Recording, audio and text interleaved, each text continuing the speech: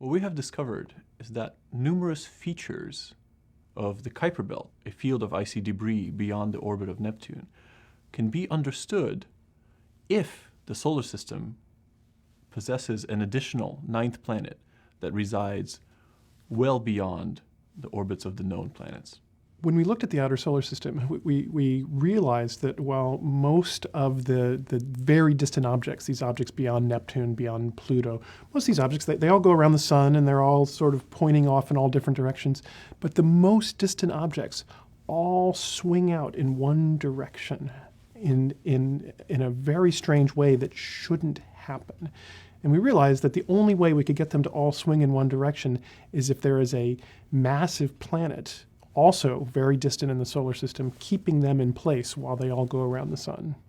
And we started looking at this and thinking, this must be either a coincidence or it's caused by something else. It can't be caused by a planet because that's crazy. There are no planets out there. I went from trying very hard to be skeptical that what we were talking about was true to suddenly thinking, oh, this actually might even be true. So the object itself likely is more massive than the Earth, probably a little bit less massive than Neptune. It sits right in between that terrestrial to giant icy planet range. Its orbit, unlike the orbits of the known planets, is not nearly circular and planar. Instead, it is exceptionally wide, 20 times bigger than the orbit of Neptune. The orbital period of the Earth is, of course, 1 year. Right? The orbital period of Jupiter, the big player in our solar system, is about 10 years. The orbital period of this putative ninth planet is 20,000 years. We have nothing like it in the solar system, so it's new for us. It is, however, the most common mass of planets that have been found around all of the other stars. People have always looked at all these other planets in this strange mass range and said, wow, I wonder what these are. I don't know what these are because we don't have anything like it in the solar system. Looks like maybe we do.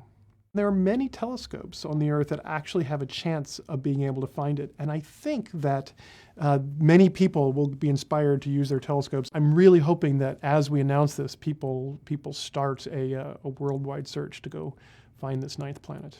History shows us that it's a bad idea to consistently say we have now reached the end of the solar system and there's nothing beyond what we already know. And all those people who are mad that Pluto is no longer a planet can be thrilled to know that there's a real planet out there still to be found.